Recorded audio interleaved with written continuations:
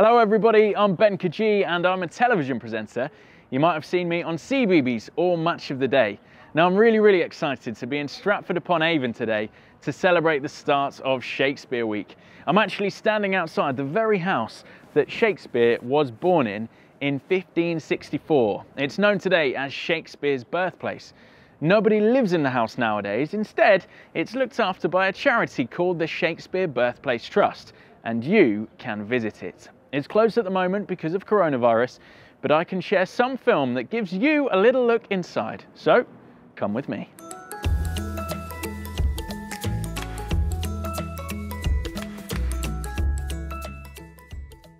William Shakespeare, the world's most famous playwright, was born in this house on Henley Street here in Stratford-upon-Avon in 1564. John Shakespeare, William's father, was a glove maker in Stratford-upon-Avon, and Mary, William's mother, was the daughter of a wealthy farmer from Wilmcote, a village just a few miles outside of Stratford. They had 8 children in total, although sadly only 5 of them grew into adulthood. William was the eldest and was followed by Gilbert, Joan, Richard and Edmund. It's thought that William and his brothers and sisters were all born in this family home. It was usual in Tudor times for children to be born at home. This is the room where we believe William and his brothers and sisters were born. As a baby, William would have been laid in a wooden cradle, tightly wrapped, swaddled in strips of linen, as it was thought that this would make the baby's bones grow straight and strong. Once he got too big for the cradle, he would sleep on the truckle bed by the side of his parents. You can see the crisscrossed ropes on the truckle bed that support the mattress. These would need to be tightened regularly with a bed key to stop you sinking through the bed to the floor. Can you see that the bed looks quite short? Well, that's because at this time people slept propped up with pillows, which was thought to be better for your health and your general well-being. This is the room William would have slept in as a boy from the age of 5 until he was 18. Children wouldn't have been allowed to move into their own room until they could show that they could safely use a candle. William shared the room and the bed with his younger brothers. The sticks that you can see at the side of the bed are bed staves that stop the mattresses from slipping off the bed. They also helped keep all the occupants in place, ensuring that the brothers didn't fall out of bed if one of them rolled over. So we've had a little look at the house that Shakespeare was born and grew up in, and now we're back outside. This time we're in the garden at Shakespeare's birthplace. Shakespeare Week 2021 has a theme of well-being. William Shakespeare had a wonderful way with words, and the way he described the characters in his plays, the plots that he created, and the settings that he imagined can all help us to think about a range of situations and a variety of emotions. There are lots of fun activities on the Shakespeare Week website that explore Shakespeare's plays and characters. You can also find out lots about well-being in Shakespeare's times. You'll be surprised at how some things haven't really changed, but very glad that some things are really different. Shakespeare Week is being celebrated all across the country in schools and at home with families. There are lots of exciting broadcasts to tune into on the Shakespeare Birthplace Trust Facebook page, as well as on the Shakespeare Week website at 10 AM and 2 PM every day during Shakespeare Week. You can learn something new every single day. There's Tudor baking with 2019 Bake Off winner David Atherton and CBBC's Nikki Lilly. You can learn how to make Lego Shakespeare characters and animate them with CBBC's Art Ninja. There's a series of mindful meditations with author Marcia Williams, and there are drawing workshops with Corky Paul and Horrible Histories illustrator Martin Brown. On Sunday evening at 6:30 PM, I'll be hosting a Shakespeare story time and sharing the story of A Midsummer Night's Dream. Do join me. You can find out about all of these programs and more on the Shakespeare Week website. It's shakespeareweek.org.uk/events.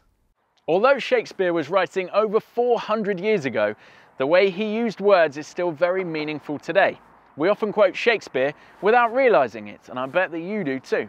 If you struggle with hard maths and say, "It's Greek to me," and you get in a pickle over your homework, then you're quoting Shakespeare. If you've slept not one wink because you were excited about a school trip or a holiday, you're quoting Shakespeare. And if you're a night owl and stay up late on your Xbox, or you read a scary story that makes your hair stand on end, then you're also quoting Shakespeare. For Shakespeare Week 2021, children are invited to think about a famous quote from the play Hamlet. This, above all, to thine own self be true. I had a think about these words myself and realised how important they are. It's very good for your well-being to be comfortable with who you are and to be true to yourself. That is really, really important to me. So I'd like to share the poem that I created in response to Shakespeare's quote. This, above all, to thine own self be true. I hope you like it.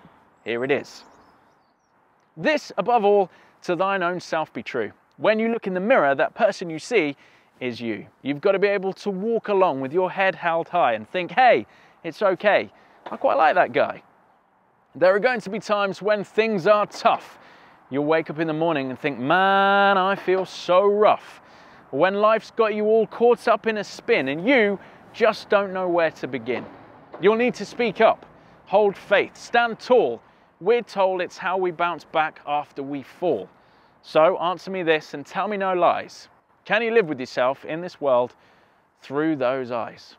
You can have a think about this quote too and enter your response in a cool competition. You've got until the 31st of March 2021 to enter. Lots of children have already sent in their fabulous creative responses, so here are a few of theirs.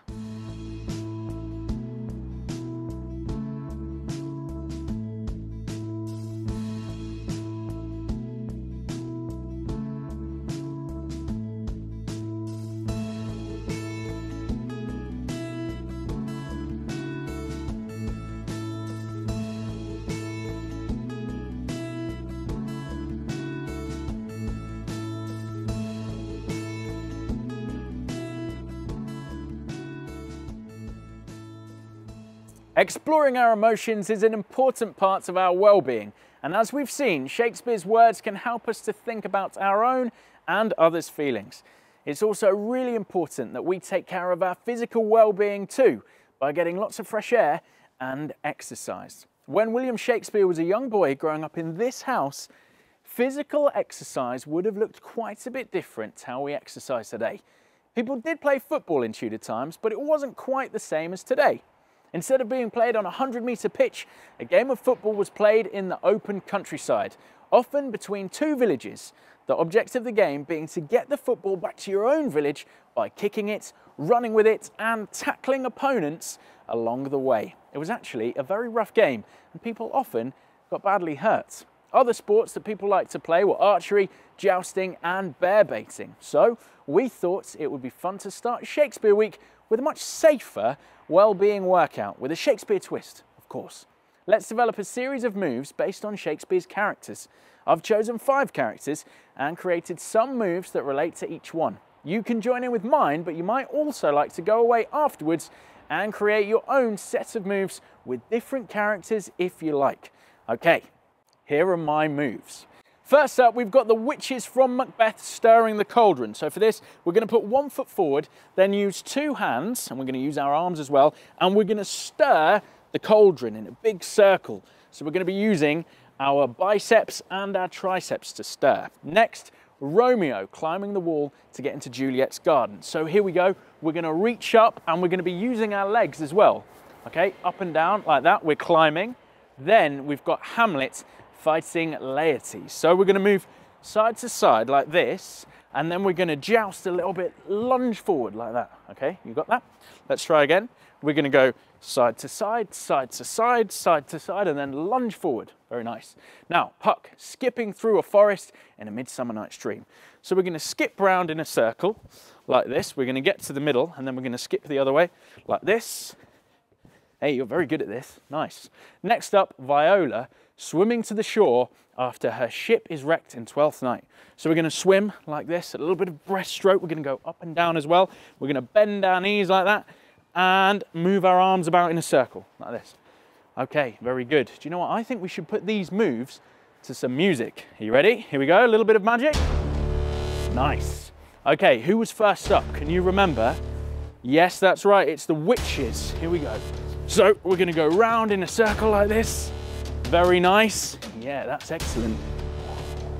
Very good. Next, Romeo climbing up the wall to get into Juliet's garden. Here we go, up, and we're gonna go a bit quicker now. Quicker, quicker, and then slow it down. Nice, very good. Who was up next, can you remember? Yeah, that's right, it was Hamlet. I'm a little bit out of breath. Here we go, side to side, and then we're gonna lunge. One more time. We're gonna go side to side, side to side, side to side, side to side. One more time, side to side, back to the middle, and lunge. Very good. Pucks next, skip, in a circle. I did a double skip then. Get to that point, and then we're gonna go back the other way. Excellent. And can you remember who was last? Yeah, Viola. We're gonna do it twice this time. Round in a circle, here we go, bend those knees. Get to the middle, and we're gonna go round again. Very nice, good breaststroke. Here we go. Whew. Excellent, you were good at this. Thanks so much for joining in, everyone. Remember to be true to yourself and to look after your own well-being. Have a very happy Shakespeare week. I'll see you soon. I think I need to get fit and practice my swimming.